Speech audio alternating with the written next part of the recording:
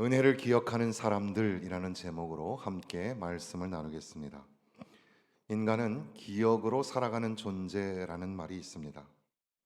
한 사람이 누구인지, 어떤 삶을 사는지, 결국 무엇을 기억하며 사는가, 이런 것들을 생각하게 됩니다. 과거 기억 증후군이라는 게 있습니다. 전 세계 사람들 중에서도 아주 극소수가 앓고 있는 병인데, 이것은 과거의 기억이 다 기억이 나는 겁니다. 그러니까 과거의 기억을 다 가지고 있다는 게 좋은 것만은 아니에요. 조금 잊어버리면서 사세요. 좋은 기억들, 아름다운 기억들도 있지만 아팠던 기억, 힘들었던, 어려웠던 끔찍한 사건들이 하나도 잊어버려지지 않고 생생하게 기억된다는 건 굉장히 무서운 일이거든요. 그래서 그런 병을 앓고 있는 사람들도 있다고 합니다.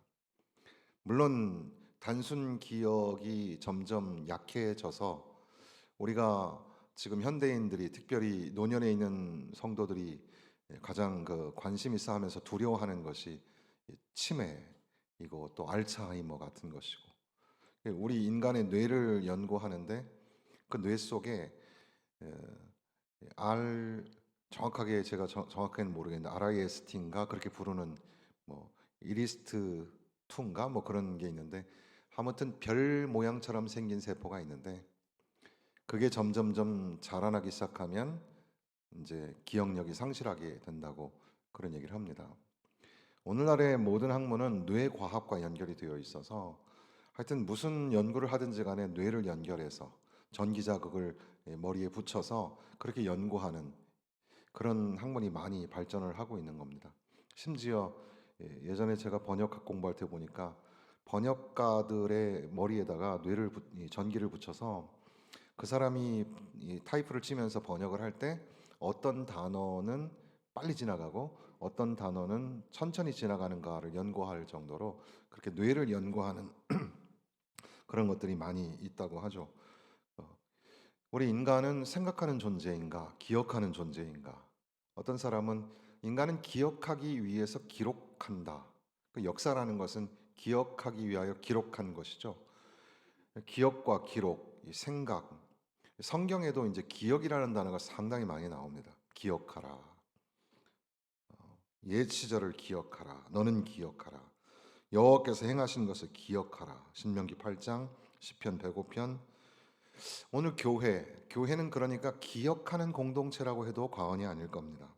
출애굽을 기억하는 공동체, 십자가를 기억하는 공동체, 은혜를 기억하는 공동체. 기억한다는 것. 이것이 오늘 키워드인데요. 에베소서 2장 1절에서 10절 이 말씀을 통해서 교회는 그러면 무엇을 기억하며 살아야 하는가? 이런 것들을 보게 되는 겁니다. 우리가 다루려고 하는 단어는 물론 은혜죠. 교회는 은혜를 기억하는 공동체, 과거의 은혜, 오늘의 은혜, 미래의 은혜, 은혜를 기억하는 공동체. 1절에 보면 그는 허물과 죄로 죽었던 너희를 살리셨도다. 꽤 충격적인 문장입니다. 너희는 죽었다라는 거죠. 여기 헬라어에 허물과 죄로 죽었다라고 했던 것은 그냥 도덕적으로 약한 상태라는 의미가 아니라 영적으로 완전히 죽은 상태라는 겁니다. 너희는 죽었던 존재다. 인간의 상태를 바울 사도가 서너 가지로 여기서 언급을 하고 있습니다. 세상 풍조를 따르고 할 때 여기 세상 아이온이라는 말이 나오죠. 이것은 세상의 체계, 세상의 시스템 이런 것들을 의미하기도 합니다. 존 스토트 목사님이 말하기를 인간이 단지 죄를 짓는 존재가 아니라 인간은 죄의 세계 속에서 살아가는 존재다. 죄라는 세계, 죄라는 시스템 속에서 살아가는 게 인간이라는 겁니다. 공중의 권세 잡은 자를 따랐으니 공중의 권세 잡은 통치자. 사탄이나 마귀는 그냥 추상적인 존재가 아니라 실제적인 영향력을 가지고 있는 그런 존재죠. 그래서 칼빈은 사탄은 인간의 의지를 억지로 끌고 가는 게 아니라 인간의 타락한 본성을 이용하여서 지배하는 존재라고 합니다. 그러니까 우리 인간의 죄성을 이용하여서 사단은 이 세상을 지배하려고 하는 거죠. 더군다나 인간은 육체의 욕심을 따라라는 말이 이어서 나옵니다.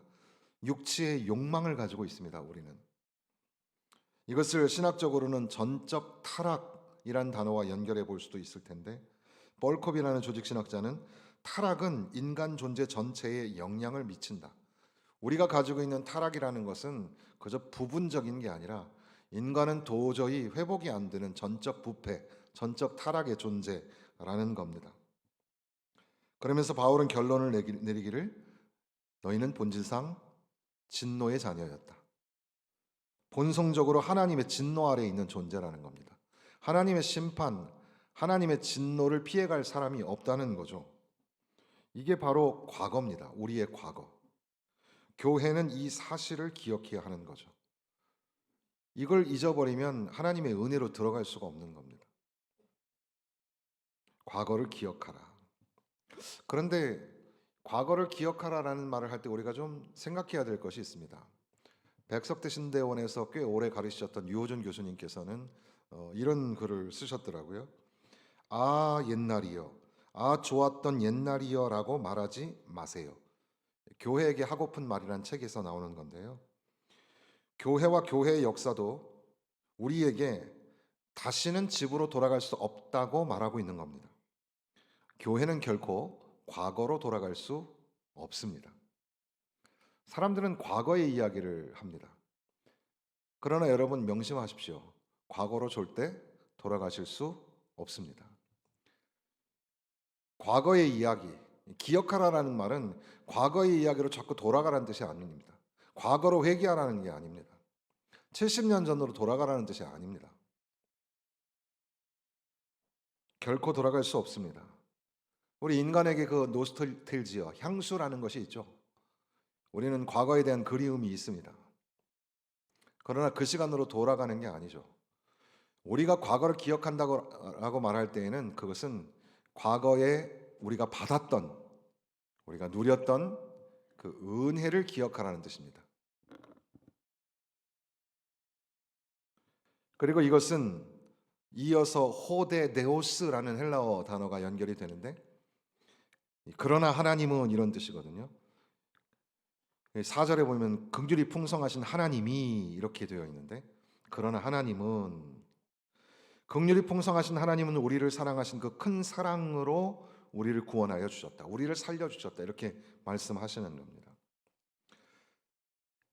이것을 통해서 우리가 알 수 있는 것은 구원이라는 게, 그 구원의 은혜라는 게 우리 그 인간에게 원인이 있는 게 아니라 하나님의 사랑에 기인한다는 사실이죠. 우리는 도무지 우리의 실력으로는, 우리의 능력으로는 하나님의 구원, 그 구원의 은혜를 만날 수가 없습니다. 하나님이 우리에게 구원을 베풀어 주셔야 합니다. 그래서 우리는 그것을 은혜라고 합니다. 그러면서 함께 살리셨고, 함께 일으키셨고, 함께 앉히셨고, 함께라는 이 순이라는 접두사가 붙어서 세 개의 단어들이 연결되어 나옵니다. 함께 살리셨다, 함께 일으키셨다, 함께 앉히셨다. 이 모두 예수 그리스도와의 연합을 의미하는 단어이죠. 존 머레이는 말하기를 구원이라는 건 그리스도의 연합 안에서 이해되어야 한다, 이렇게 말하기도 합니다. 우리가 구원 또는 구원의 은혜라는 말을 할 때는 항상 예수 그리스도와 함께 생각해야 한다는 거죠. 내가 은혜 받은 사람입니다라는 것은 내가 예수님을 만났습니다. 예수님을 통했고 예수님과 동행하고 있습니다. 이런 의미입니다. 우리는 은혜로 구원을 받았습니다. 너희가 은혜로 구원을 받았느니라, 이렇게 기록하고 있습니다. 카리티라는 말이 은혜로라는 말이고, 에스테라는 말, 너희는, 그 다음에 이어서 세소메노이, 구원받은 상태라는 건데, 너희는 지금 구원받았다, 이런 의미입니다. 그러니까 과거에 우리가 죄인이었는데 하나님의 긍휼과 사랑으로 구원을 받았고, 지금 우리는 예수와 함께 구원을 누리고 있는, 구원받은 은혜로 살아가는 존재가 되었다고 말씀하시는 겁니다. 구원은 이미 이루어졌고 그 효과는 지금도 계속되는 거죠. 믿음이라는 게 결국 은혜입니다. 믿음은 우리의 인간의 의지가 아니라 하나님의 은혜인 거죠. 이것이 너희에게서 난 것이 아니요 뭐라고 말씀하시죠? 하나님의 선물이라. 하나님의 선물이라. 하나님의 선물이란 말은 이 은혜라는 것이 가지고 있는 절대성을 설명하는 거죠. 우리의 인간의 의지와 노력으로는 얻어질 수 없는 것. 그래서 우리가 욥의 이야기를 생각할 때에 인과응도의 법칙이 욥에게 적용되지 않는, 그래서 서로 계속해서 논쟁을 하는 이야기가 욥의 이야기인데, 거기에서 욥이 계속해서 찾아가는 하나님은 우리의 법칙으로는 도무지 이해할 수 없는 하나님의 섭리는 그렇게 단순하게 이해되어지는 게 아니다. 우리가 가지고 있는 고난이라는 게 죄지었기 때문에 그냥 받는 벌이 아니다. 하나님의 생각과 하나님의 뜻은 너무나 깊고 오묘하다는 거죠. 하나님의 깊이, 하나님의 그 넓으신 경륜과 섭리의 가장 그 극치가 무엇이냐 하면 바로 아들이신 독생자이신 예수님을 이 땅에 보내주셔서 그분이 죽으심으로 우리를 구원하여 주신, 도무지 우리의 형편으로는 구원받을 수 없는데 왜 하나님은 아들을 내어주셔서 그 아들을 죽게 하셔서 우리를 구원하셨을까? 우리의 생각으로는 도무지 이해가 안 되는. 그래서 로이드 존스 목사님께서는 기독교라는 것은 인간이 하나님께 올라가는 이야기가 아니라 하나님이 인간에게 내려오신 이야기다, 이렇게 말하기도 합니다. 우리는 그러한 은혜를 누리며 살아가는 성도요 교회인 줄로 믿습니다. 하나님이 그러면 우리를 구원하신 목적은 뭘까? 바울은 이어서 말하기를 오는 여러 세대에 앞으로 올 시대, 그 오는 여러 세대에 은혜의 지극히 풍성함을 나타내려 하심이라. 넘치는 은혜와 그 풍성한 은혜를 나타내려고. 그래서 칼빈은 교회는 하나님의 은혜를 보여주는 극장이다, 이런 말을 했습니다. 교회가 오늘 존재하는 이유가 무엇입니까? 교회는 세상에 드러나게 되어 있습니다. 세상을 향하여 보여주고 선포해야 합니다. 무엇을? 생명의 복음이 되시는 예수 그리스도를 선포하는 겁니다. 그리고 그로 인하여 우리가 받아 누리게 된 그 은혜의 지극히 풍성함을 드러내야 하는 거죠. 교회가 자기의 명성을 자꾸 자랑하고 자기의 부를 자랑하면 안 됩니다. 교회가 사회와 지역 사회에 실력 행사를 하고, 그리고 여러 가지 세상과 어우러져서 문화 장치를 서로 도모하면서 우리 모두 같이 어우러져 더불어져 사는 거니까 그렇게 세상 속에서 같이 즐기면서 살아가는 거, 그리고 이왕이면 이름을 떨치고 이 교회 무슨 교회 다니면 대단하구나 이렇게 생각하면서, 자칫 우리는 타락한 중세교회를 비판하고 있지만 역사는 후에 오늘 시대를 뭐라고 판단할까 생각해 봐야 합니다. 한국 교회를 뭐라고 판단할까?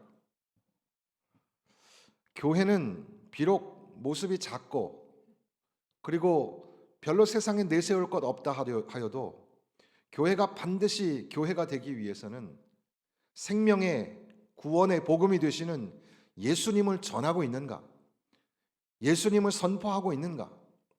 그리고 예수 그리스도로 말미암아 우리에게 주어진 은혜, 그 은혜를 드러내는 삶을 살아가고 있는가? 하나님의 은혜가 풍성한 성도인가? 하나님의 은혜가 넘치는 교회인가? 이것이 더 중요한 거죠. 그러면서 마지막에는 우리는 그가 만드신 바라 이런 말이 나오죠. 만드신 바라라는 말의 포이에마라는 말은 걸작품, 작품이라는 뜻이거든요.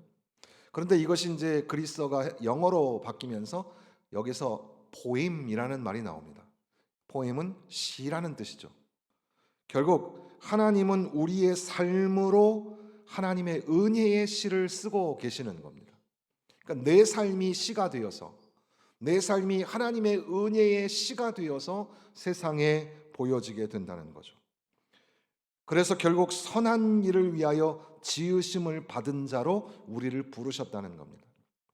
우리가 선한 일을 많이 했다고 구원을 받는 건 아닙니다. 그러나 우리가 구원을 받고 하나님의 은혜를 입은 자가 되면 우리는 세상에 선한 일을 드러냅니다. 빛과 소금의 역할을 감당합니다. 하나님의 은혜의 풍성함을 세상에 선포해야 하는 겁니다. 그래서 웨스트민스터 신앙고백에는 선행이라는 것이 참된 믿음의 열매라 이렇게 말하기도 하는 거죠. 그러니 오늘 이 말씀들을 통해서 보면 과거를 기억하라. 과거에 우리는 죽었던 사람들이었다. 그런데 하나님이 우리를 살려주셨다는 겁니다. 그것이 은혜였습니다. 우리는 오늘 그 은혜로 사는 겁니다. 그 은혜를 기억하며 살아가는 거죠. 우리는 하나님의 은혜로 빚어진 하나님의 작품입니다. 세상에 하나님의 은혜의 풍성함을 드러내는 선한 일을 드러내는 성도와 교회로 부르셨습니다. 그것을 우리가 꼭 기억해야 하는 거죠. 교회는 뭘 기억해야 할까요? 70년을 지나면서 뭘 기억하시겠습니까? 교회는 성공을 기억하는 공동체가 아닙니다. 교회는 프로그램을 기억하는 것도 아닙니다. 어떤 여러분 마음속에 남아있는 그 감동적인, 여러분 그 감정이라는 것조차도 요즘의 과학자들은 기억의 오작동으로 만들어진다고도 합니다.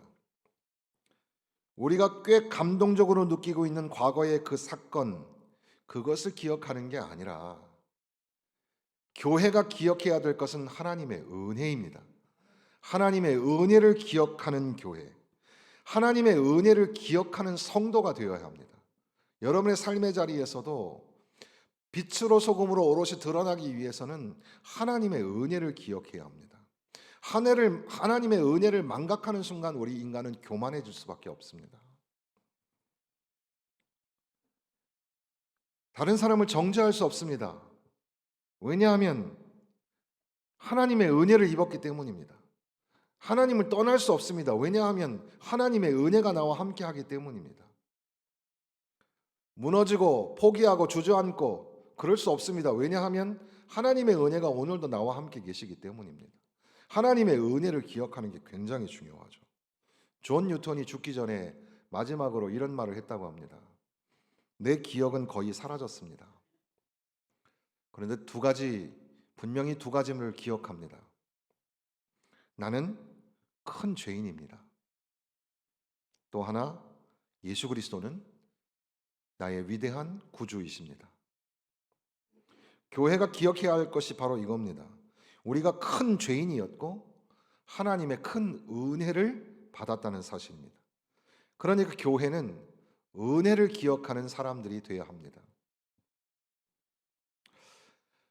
그런데 한 걸음 더 나가서 한번 이런 걸 생각해 보시면 어떻겠습니까? 이 도널드 맥컬로우라는